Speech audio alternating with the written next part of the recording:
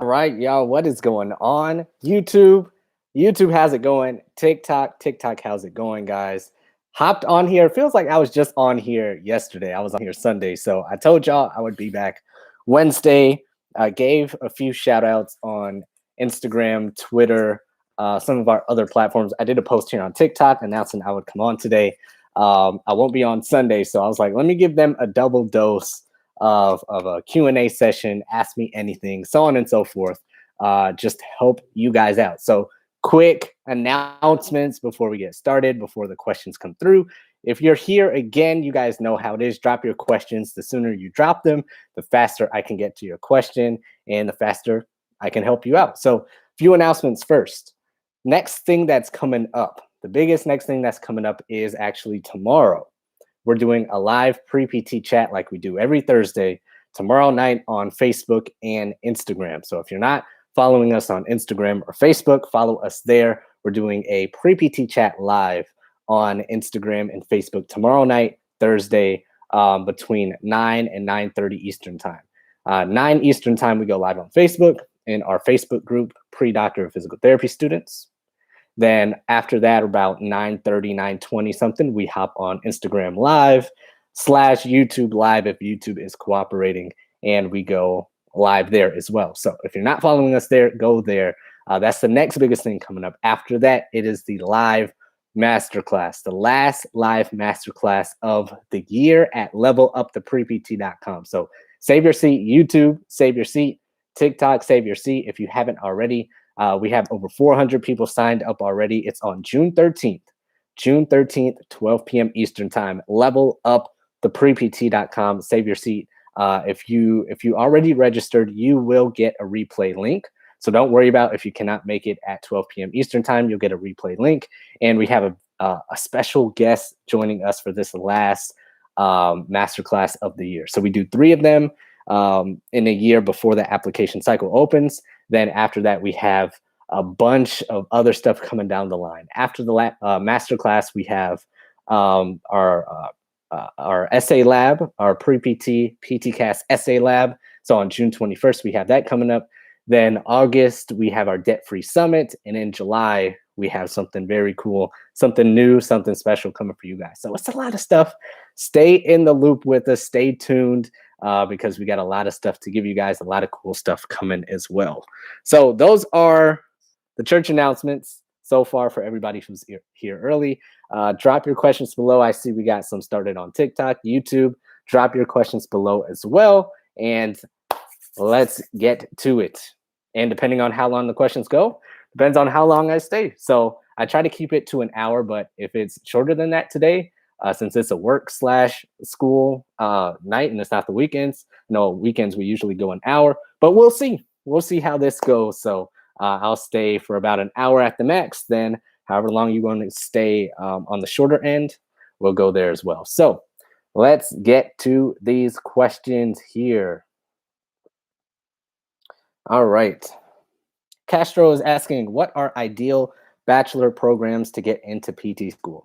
Great question. So let's start with explaining what a 3+3 or freshman acceptance program is. So if you are just graduating high school or you have not started college first, what I would do is look for a freshman acceptance program or a 3+3 program if it's within your wheelhouse to do so. There's not a lot out there. But if it's within your price range and it's a school close by, or you want to go to that school, it's not too expensive, so on and so forth. If they have a 3+3 program, that means you can be directly admitted into physical therapy school without doing all the extra stuff. All you have to do is maintain above usually a 3.5, 3.4, whatever their recommendations are, whatever their requirements are. And after that, boom, you're in. Now, every school that has a freshman acceptance 3+3 program has different small requirements here and there. So as long as you abide by those, you're basically on the pre-PT track into their PT school. So I would look for that first. If that's not possible for you to do, or you already started undergrad, so on and so forth, what I would do for bachelor's programs is just go to a community college or stay at the university you're at, or find a cheaper school, because the undergrad school doesn't matter. It doesn't matter at all. What they want to see is the grades and requirements that they want. So if you go to a community college for the first 2 years, then go to a university to graduate, or some other university to graduate with your bachelor's degree, and you have a 4.0 and you got A's and all the prerequisites they want, great. You look like a great applicant. They're not going to say, ew, they went to a community college and they got straight A's. Fortunately or unfortunately, however you want to think about it, that's not how that works. So take full advantage of that. So good question. Hope I answered that properly for you in the context you were going for. Next one, do the last 60 hours for GPA prereqs also count?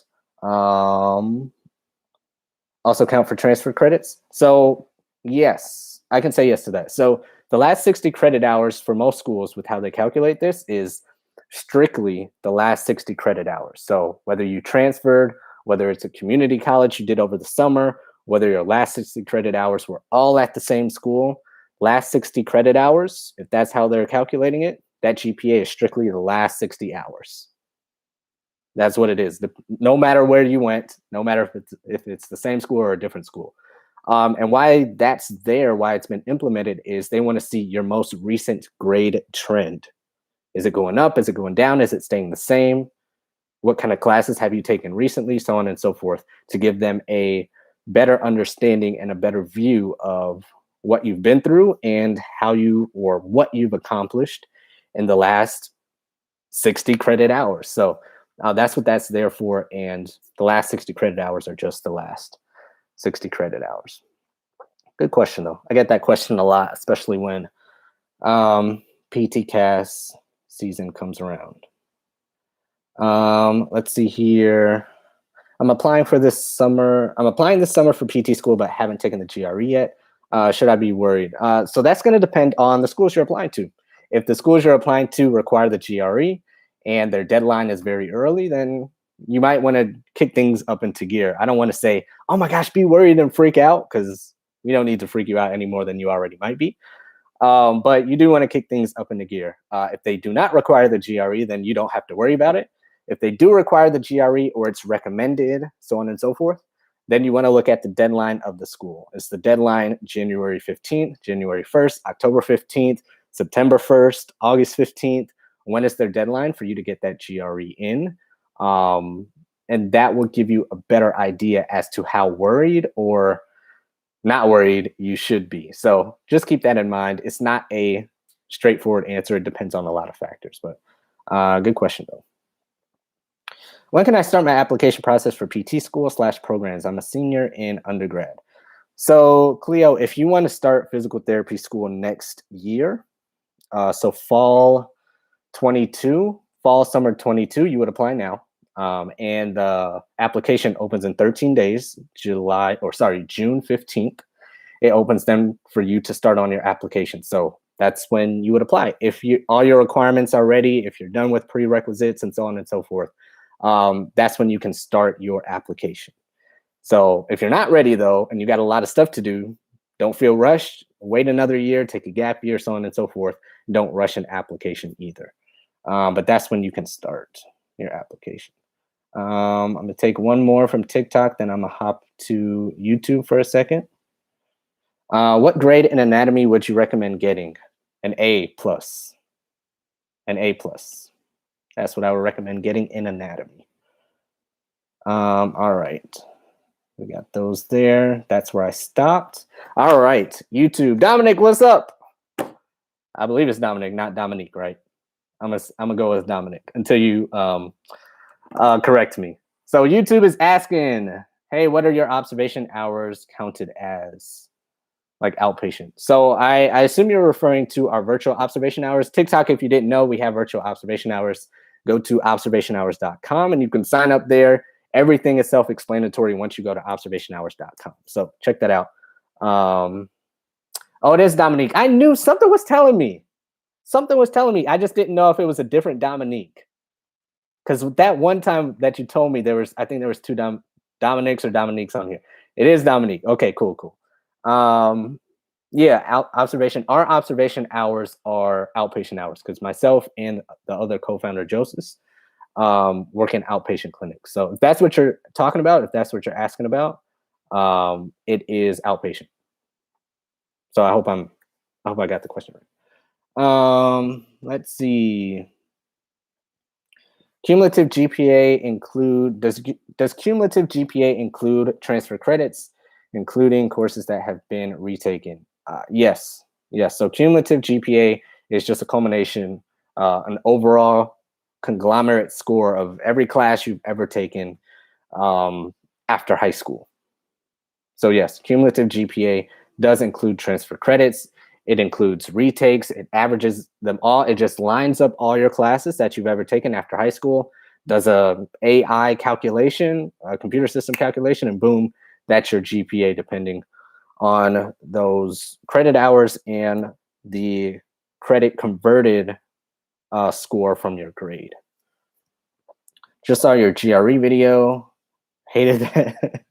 Yeah. GRE is not fun at all. A lot of schools have differing opinions on that. Some schools hate it as well. Other schools are like, yeah, we still like it. We're still looking into the research here and there. So I'm curious to see what's going to happen to the GRE in the next year, 2, 3. Curious to see how long it holds on. So we'll see. I had to take it once and that was it. And I was done. Do you guys give letter of recommendations or a letter indicating hours? So if you're talking about our virtual observation hours, Dominique, yes. So once you finish our case studies, whether live or pre-recorded case studies, we give you the form with our license number and our signature on it, verifying that you completed the hours. So yes, it's a PDF automated email once you finish the assignment, once you finish the assessment. That gets automatically sent to you after you finish. So yes, you get a verification form explaining everything you need. It's everything you need. You take it, you upload it to PTCast, and those are your observation hours from us. So yes, we give you a verification form as well. Let's see here. When do you recommend to start studying and taking the GRE? Let me do this one first. For observation hours, not just your virtual ones, we just need the PT's email. Yes and no. So for observation hours, you can either have the email or you can have a form, a verification form with their email, their signature, and their license number, and the times that you were observing. If you have that verification form and log sheet, you can just take that PDF and upload it to PTCast, and the PT that you observe doesn't need to do anything else. If you do not have that form, then you need to go in PTCast when it opens after June 15th and take their email verification form that PTCast gives to them. So yes and no. You can go either way. Then you're asking, when do you recommend studying and taking the GRE? We usually recommend the spring/summer before you apply, but that doesn't mean you're held into that time frame. So if you're applying June 15th of this year, you would want to take it between January 2021 and like May 2021. But if you want to take it before, or if you need to take it after, you still can, but that's what we recommend taking it as, or taking it within that time frame. Is it worth it going the PTA route?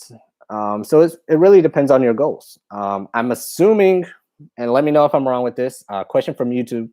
I'm assuming that you're asking this because you're trying to go into the physical therapy career either way. Like you're trying to be a DPT either way is what it sounds like. I'm trying to read between the lines. So if that's the case, if you're trying to be a DPT anyways, being a PTA might just take more time and cost more money than just going directly for the PT degree. But if you genuinely want to be a physical therapist assistant for whatever reasons you choose, then yes, it could be worth it. You can have a great career. You can make some good money there. You can be a business owner. You can start your own thing. You can help a ton of patients. You can have a great career as a PTA if that's what you want to do. But if you're just solely using it to try and fast track your way to be a physical therapist in a doctorate of physical therapy program, then it might not necessarily be worth it. You might be wasting more time and money going that route because they're not going to say, oh my gosh, you were a PTA, come on in. It just doesn't work like that. It can help, but it's not a fast track pass to a DPT program. Dominique's asking, what prior knowledge do you need in order to complete the case studies? None. We tell you everything you need to know. So this question's asking about our virtual observation hours. Nothing. We have people in high school. We have people in PT school, everywhere in between. And all we do is talk about the case study from a patient that we've seen in the past or present. And we give you, I think it's 4 separate like open-ended questions for you to reflect and talk about what you learned. So if you go to observationhours.com, you have some intro videos and you can start getting hours like now, tonight. If you hop off this live stream, sign up for virtual observation hours at observationhours.com. You can start getting your first hour, I think it's 2 hours tonight. And we explain the whole thing and how the SOAP notes work and what you have to answer and how it's all explained to you. So no, you don't need any prior knowledge. All the knowledge you need is from the case study that we give you, and you'll be good. Carolina says, thank you, or Carolina. Good stuff, good stuff. I got that one, Okay, cool. Maya, I believe, is asking, is there any way to apply in the fall of 2021 and start PT school in 2022? Yeah, absolutely. A lot of the deadlines are technically in the fall, or however you view the fall after what, September 21st? A lot of the deadlines are technically October 1st. So most of the deadlines are the 1st or the 15th, depending on how the weekend falls as well. So the 1st or the 15th. So October 1st, October 15th, November 1st, 15th, December 1st, 15th, January 1st, 15th, all the way till, I think the latest deadline is like May of the following year, May 15th, May 17th, something like that. So yes, you can apply the fall of 21 and get accepted the year after. Some people, depending on their application in the school, applied the night before the deadline. The deadline's 11:59 Eastern time. They applied 10:59 Eastern time or something, and they get accepted. So I don't recommend doing that because a lot of factors go into that.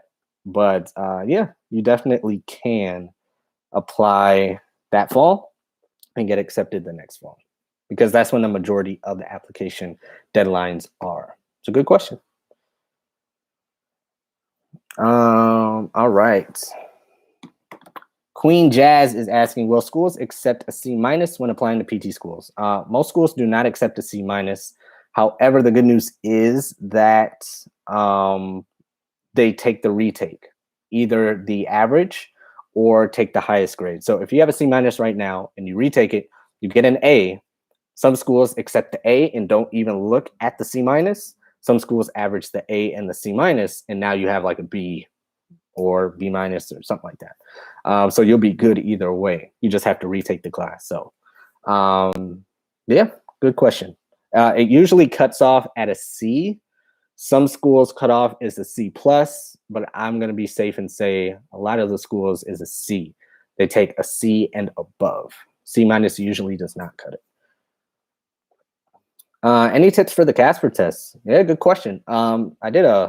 I think last year around this time, I did one small video on the Casper test, but basically you don't have to necessarily study for the Casper test because it just wants to see how you are as a person. Like, these are open-ended, like, ethical questions, and these are real people grading them from what I've researched and from what I've seen.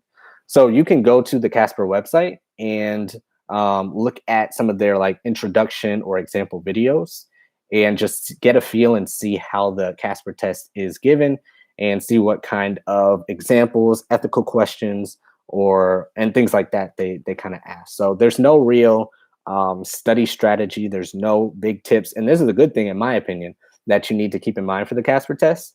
They basically just want to see, how are you going to be as a human? Like, what are your responses to different scenarios that might come across in clinical rotations or as a PT? Like, what kind of person would you be? They're trying to get to know you outside of the paper application. So when a lot of students are saying, oh, I want them to know me, I'm more than my GPA, I'm more than my GRE, I'm more than these numbers, I'm more than these classes. Well, this is your time, especially with the Casper test. So don't overthink it. Don't try and give them the answers they're looking for. Just be honest, just be truthful, and just respond with a way you would respond to that situation. That's really it. Then on the website, they're pretty good about explaining what it is and what it does and what kind of schools use it and why they're using it as well. So it's pretty simple, pretty easy, a lot less stressful than the GRE. So definitely don't have to stress about it. Any tips?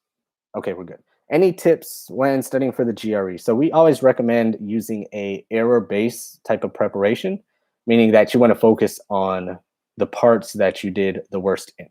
So if you get your score back and you did really horrible in the quantitative section, we always ask, okay, which part of the quantitative section is really pulling your score down? Is it trigonometry, geometry, algebra, word questions, or whatever all the nuances and sections in the quantitative GRE section is? What part, be as specific as possible to what part was pulling your score down.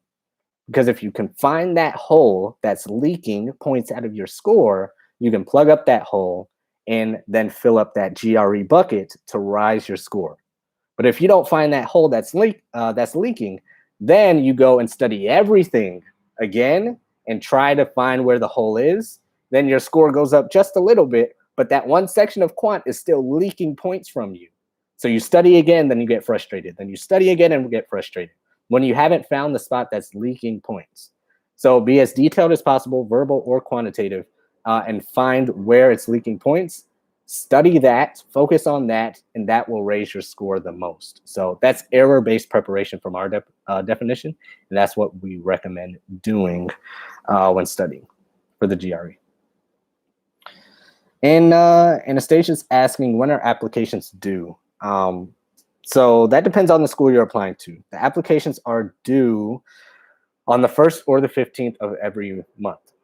So if you want to apply to NYU, NYU's deadline might be October 15th. If you want to apply to FAMU in Florida, their deadline might be January 15th. If you want to apply to USC, University of Southern California, or Samuel Merritt, or West Coast or Western, their deadline might be November 1st. So it really depends on when that deadline is. Thank you. No problem. You got it. I work in a PT clinic. I work in a PT clinic and received great reviews from patients. How can I apply those into my app? So great question. Great question. So you can usually find a way to incorporate those experiences with those patients in your PTGAS essay or your supplemental essays, depending on the prompt question they ask. So whatever a patient said about you, you want to tell the story behind what that patient said. So if you got great reviews, you don't want to go in your essay or in an interview or in an email or info session, whatever that is, just saying, oh, the patient said I was compassionate. The patient said I was so nice. The patient said I remembered their name. The patient said this. I mean, that's cool and all. And that really is great that you got great reviews, but you have to remember that the PT admissions committee has seen this, has seen you saying, oh, the patient said I was great. They've seen your stereotype of a student 3,672 times. So you just saying, oh, the patient said I was great is not really moving them because they see this across their desk every day. So what you want to do is tell the story behind why that patient said you were great. What does that patient do? Why were they there? What did you say to them to make them feel a certain way? What did they come in with? How did they inspire you? And in turn, how did you inspire them? What did you learn from the patient? Were they a bad patient when they first started and you turned them into a great patient? Like, what's the story behind that? And tell that story like you would, like your favorite movie tells you their story. Make it super interesting. So that's what I would do. And if your heart's beating like, oh my gosh, I don't know how to do that, don't worry. June 21st, we have a PTCAS essay workshop, and I'll break it all down for you. You can write it with me. So I got you. All right, we're still good on TikTok here. YouTube is good. All right, good stuff. Any suggestions on finding a grad school to go to? So what I would do is go to our YouTube channel, and I'm streaming live from YouTube as well, and type in pre-PT grind, low-cost physical therapy schools. Because in my opinion, those are the best grad schools to go to, the schools that cost the least. Because in physical therapy, it doesn't matter what school you go to. They just want your license number. And all schools teach you the same things relatively so that you can pass the board exam to get your license number. So I would start there and see what schools cost the least. That would be my first priority. Then after that, then you can say what's next in line of importance to you. Is it the location? Is it the clinical experiences? Is it the faculty? Is it the alumni network? So on and so forth. The research opportunities, what's important to you, and make your list from there and start your search after that. So that's where I would go first, that YouTube video, low-cost physical therapy schools. Just type in pre-PT grind, low-cost physical therapy schools. You'll see me like doing some stupid thumbnail thing. So there first, then I would go to ptcast.org and just start searching schools in your state, in your area, or in a state or region of the country where you want to go, and see their requirements and go on their website, browse them, and see what they're about as well.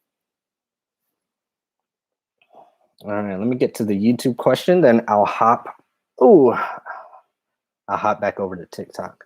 Valerie, if I plan on graduating in August 2022, I would only be able to apply for schools that have a fall start to their semester. So you graduate in fall 2022. Yes, that is correct. That is correct. So, yes, because you would still be in class, and if they start June or July, yeah, that's true. Or what you could do is apply summer 2021, graduate. No, sorry, summer 2022, graduate August 2022, then start the following fall. Or some schools have January cohorts as well. I believe South College has a January cohort, Baylor University, maybe St. Augustine. Don't quote me on that. If somebody here is at St. Augustine or applying there, just correct me. But I know some schools do have a January start date. But that's what I would do. I would apply summer 2022. You graduate August 2022, get accepted like September, October, November of 2022, then start summer 2023. That's what I would do. If there's any details you want to fill me in on of how your school works or when you'll be done, just send us a DM on Facebook, Instagram, TikTok, Twitter, so on and so forth. I can help you out there.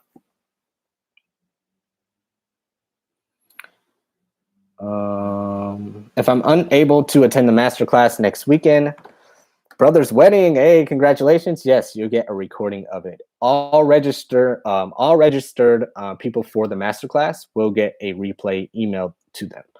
So just register at leveluptheprept.com, save your seat. We got over 400 pre-PTs there. Basically, your competition is already signed up. So if you're not signed up, I don't really know what to tell you. We have a special guest talking to you guys for this last masterclass of the year. So definitely be there. DPT.com. There you go, YouTube. Let's see. Thank you. Helped. Good stuff. Grad school. Okay, I think I missed this. If I missed any of your questions, TikTok, just let me know. I'll be more than happy to answer. Do you have any suggestion? Oh, I got that one. This September, I'll be a senior in college.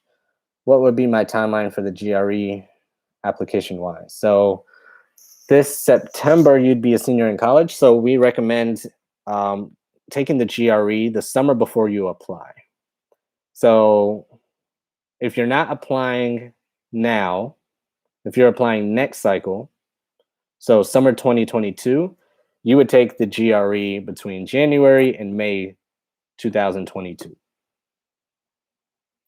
Now you can take it before then. There's no rule saying you cannot take it before then, but usually students take it between that winter and spring before they apply. So if you have time in your semester now, from now to September, and you're applying next cycle, then you can take the GRE next cycle. I mean, you can take the GRE now. So there's no limit to how early you can take it. Can you explain a little how the essay lab works? Yeah, so you can kind of see on the page that we did last year a little bit about it. If you go to preptessay.com, you'll see an updated video of me, giving a little, hey, blah, blah, blah, blah, blah.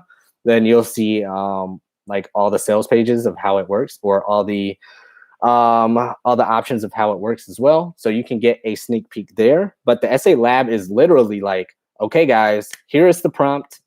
Here is the introduction. This is how you need to think about the introduction. This is how you need to organize it. You need to organize it in these 3 steps. Here are some examples of how I would do it based on 3 different scenarios: an EMT example, a musician example, and if I was going to write about like being a PT aide or something like that. So based on these 3 examples, this is how I would organize it. So here's your examples. And now we're going to cultivate that into a whole written introduction. All right, so here are the examples. Here's how you set it up. That's why it's important. Boom. Now here's the full introduction paragraph. Perfect. All right, now it's your turn. Write it. 3 minutes. I've given you 3 minutes and go. So based on everything I explained in the introduction takes the longest part. So in the first 20, 25 minutes, you guys are taking notes with me. Okay, this is my example. He said an EMT example or a musician, but I want to write about my ACL tear. Okay, I'm writing some stuff down based on what he's saying. Okay, my time to write. Boom, let me jot stuff down. 3 minutes. Boom, all right, done. Now moving on to the body paragraphs. All right, guys, this is how you need to set up the body paragraphs. This is what you need to think about. Here are the 5 components of the body paragraph. And here are some examples. Remember the EMT example? Remember the musician example? Remember the Hurricane Katrina example that I talked about in the introduction paragraph? Okay, let's expand on those examples. And this is how I would expand on those in the body paragraphs. 1, 2, 3, 4, 5. Here's how I would split them up and plug in what we already talked about in the introduction paragraphs into the body paragraphs. Okay, here are some examples. Boom. All right, your turn to write. 3 minutes. Let's go. All right, then we do the same thing for the conclusion. So it's literally a lab. It's literally a workshop of you guys writing the essay with me. So that's how the essay lab works. Good question. What job should I look for while in grad school? You should look for flexible jobs. Anything that you can do that revolves around your grad school, physical therapy school life. So physical therapy school is most important. What can you do that revolves around it? Can you trade AMC stock? Or can you trade Dogecoin? Or can you babysit? Can you play a musical instrument? Can you be a personal trainer, social media director, a blog writer? Now, what is flexible that you can do on your own time to make money? That's what I would say. That's what I did as well. Cycle opens on June 15th. Application cycle opens on June 15th. How time consuming is a PT program in terms of class and studying? So it's very time consuming. So physical therapy school, you're in class, and it depends on the day in the school, of course, but you're in class from, let's just say, 8:30 to 5:30. And yes, you have some breaks in between there, but let's just say you have a class from 8:30 to 10, then you have a little break, then you have a class from 10:30 to 12, then you have lunch, then you have a lab from 1 to 3, then you have a class from 5 to 7 or 4 to 5. Then you have to study. Then you have to work out. Then you have to work. Then you have to eat. Then you have to study for all those classes that you did. Then you do it all the next day. So it's very time consuming. But once you know how it works and once you get in the zone, things start to slow down and you can spin multiple plates, and it's really not that bad. What can help you stand out when applying to PT programs? Everything I'm saying here, everything. So that's what this whole account and this whole thing is for, to help you stand out. But the biggest thing, or one of the biggest things I would say, is to put yourself in their shoes and say, okay, based on my application now, would I accept me? And if I had to accept me compared to all the other applicants that would apply to my school, would I really stand out? And if not, what applicant would I have to be to even stand out to me if 1,000, 500, 200, 325 other applicants were applying? And once you put yourself in their shoes, then the game starts to change for you. And you walk differently, you apply differently, you think about things differently, and it all goes downhill from there. So that's one aspect that I'd keep in mind. Put yourself in their shoes and become that applicant that you would accept. How many volunteer hours do you need? Depends on the school. Some schools want 10, some schools want 50, some schools want 100, some schools want 80. So it all depends on the school. Good question though. All right, I think we're good. I think we're good. I'm gonna wait a few seconds, see if any other questions kind of pile in at the last second. Then I'll let you guys go and get ready for the end of the week, Thursday and Friday. Halfway there. Halfway there. Oh, here are the questions. There we go. Does it look bad if I didn't have a recommendation from a professor, but had one from a PT and PTA? Not necessarily. It just depends on their requirements. So do they require a letter of recommendation from a professor? If they do, and you don't have one, yes, it would look bad. But if they do not require a letter of recommendation from a professor and you don't have one, then you're good. Then you're good. You don't have anything to worry about. So if it just depends on their requirements. Can you include hours you worked as a paid PT tech for observation hours? Yes, you definitely can. Just triple check with the schools you're applying to and just make sure they're not sticklers for observation hours saying, oh no, you can't take the paid hours. We won't take them. Boom, boom. So as long as you make sure they're not, being all that stuff about your application, then you should be good. Over the years, paid hours have been more than fine. So you should be all good. Hey, Debbie, what's going on? Glad you hopped on YouTube. Glad you could say hi. Hope everything's going well. And yeah, shoot a Voxer over whenever you need help. You know how everything works. But glad you're here. Before I close out. Got that. Thank you. Struggling to find the confidence in asking PTs and professors for recommendations. Yeah, that's a big one. So the first thing that comes to mind with the confidence with asking for letters of recommendation is just remember, how important is this to you? Like, put yourself first in this situation and take out whatever you think they're thinking about you. If that makes sense. So that's the first thing. Take out whatever judgment you think they're projecting on you and just go for it and ask, because this is what you need to get into physical therapy school. Like, if you're hungry, you're not going to be like, oh, I don't have any confidence to go to the grocery store, or I don't have confidence to go up to the cashier and order something from Chick-fil-A. Like, no, you're hungry. You need it. You have confidence there. So the same concept, of course, you're not, there's no stress when you're ordering a chicken sandwich, but the same concepts apply. How bad do you need this? How bad do you want it? Then your anxiety will come down just a little bit more. Then after that, you want to explain to the person you're asking a letter of recommendation from why you're choosing them over everyone else. Why are you choosing them over, the other professor or the other PT? Why are they more important? What have they shown you? How have they stood out to you? Why do you want to be like them as a physical therapist?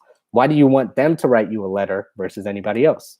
Is it the way they talk, the way they speak to patients, the way they made you feel welcome, so on and so forth? So those are the big two things I would say with that. Okay. Debbie's got some questions. Let's see. Oh, good. So science professor wrote you a letter of recommendation last cycle, plans on writing you another one. Good stuff. She's asking me what else I can mention in the letter of recommendation. I have no clue. Is it weird that I want to ask her for a copy? No, you can ask her for a copy. It sounds like you have a good relationship with her anyway. So yeah, if you do have as good as a relationship that it sounds like, yeah, ask her for a copy. Then you can Voxer me as well for some more tips on this. But basically, I would first ask for a copy to see what she already wrote. But what else you also want to do is you can either give her a resume or a list or a cover letter of stuff that you want her to include, so that you can make her life as easy as possible. Because it sounds like she wants to write you a great letter of recommendation, but she just doesn't know what to include or wants to make sure it's great. So I would put on there what you want her to include about you, Then, of course, why you would be a great physical therapy student overall, why you can handle the academics in physical therapy school, and why you would be a great PT. If she can include those three, you are great. You are good. So why you would be great academically, why you'd be a good PT student overall, and why you'd be a great physical therapist. Then give her a list of everything else you want her to include that you can think of as well. But Vox for me, I got you. I got you.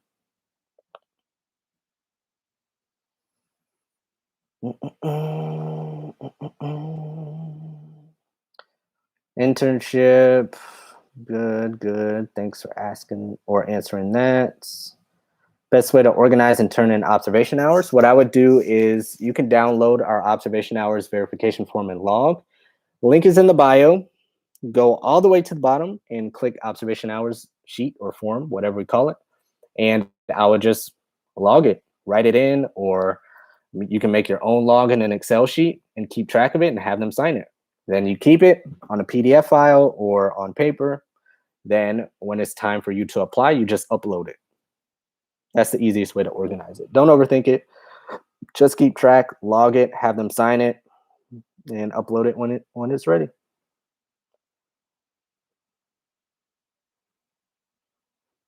Due to COVID, your university allowed you to take 2 classes that filled in our internship credits. Will that impact your application? No, you should be fine. You should be fine. Thank you, Casey. I'll Voxer you. Absolutely. I got you, Debbie. I got you. Debbie is in our accepted system, so she can just shoot me a message at any time. If you're interested in our accepted system, if you want our coaching from us, then go to acceptedsystem.com. Any advice on how to prepare for an interview? So for an interview, I would listen to your favorite podcast or your favorite YouTube personality or favorite influencer and study them. Because this is an interview right now. YouTube, this is an interview right now. So online, in person, written, it's all the same thing. And study how they talk, whether it's to the camera or to other people that they're interviewing. Are they very uptight? Are they laughing and smiling? Are they laid back? Are they making jokes? Are they staying on topic? Are they going off topic? Are they pausing for space to give a good answer? So on and so forth. Study how they're doing their interview. And that's the framework that you want to do your interview with. Because in the interview, they just want to get to know you as a person. Do you have good communication skills? Can you talk and hold a conversation? Can you give them eye contact? Can you smile? Can you remember what they said and flow off and branch off the conversation if you know a little bit more about the topic that happened to be talked about? Because that's what they do on regular interviews on YouTube, right? Or on podcasts. So study those interviews and be as closely related to them as possible. Of course, in a professional way. If your podcasts that you listen to are wild and crazy, just act accordingly. But study the interviews is what I would say. Acceptable GRE score, a 300 combined score, 150 on the verbal, 150 on quantitative, 4.5 on the writing.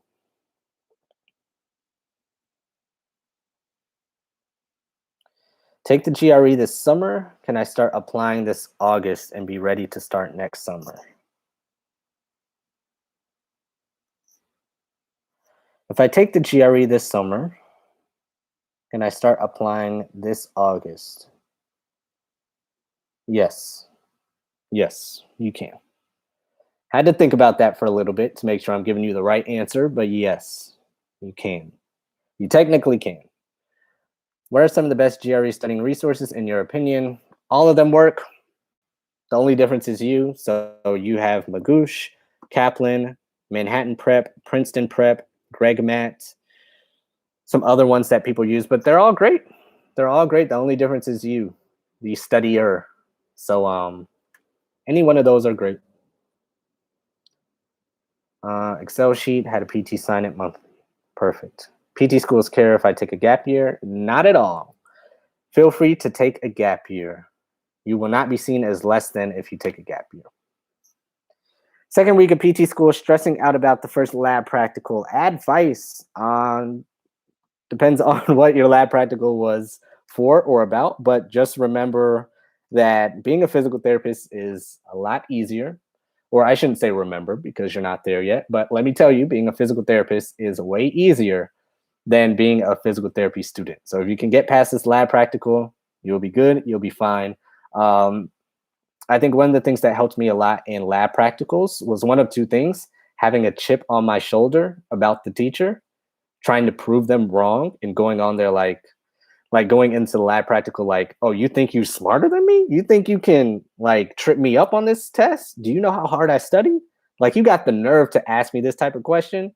Boom, let me prove to you that I got this. That's one. And the next thing is acting like the teacher isn't in the room. Helped a lot because when I did that, my scores improved and I was a lot more natural. I didn't overthink things. I wasn't nervous of forgetting something. I just went with the flow. So either one of those two, try them out. But those are the strategies I used. All right. Any last words, any last questions before I let you guys go? I'll wait a few seconds. Then I'll tuck you guys into bed, especially those of you on the East Coast. It's what, 10:46? 10:46 out there? West Coast, y'all are just waking up. Out there, what is it, 7:46? I'm on Central Time, so I'm in Chicago. But yeah, any others? I think we're good. All right, y'all. I'll probably be back on here maybe next Wednesday or the Sunday after, but I will be in Orlando, Florida on this Sunday. So look out for some content, live content or pre-recorded later on from myself and Joseph. We have a conference in Orlando, Florida with some business physical therapy people. So have a good week and we will see you later.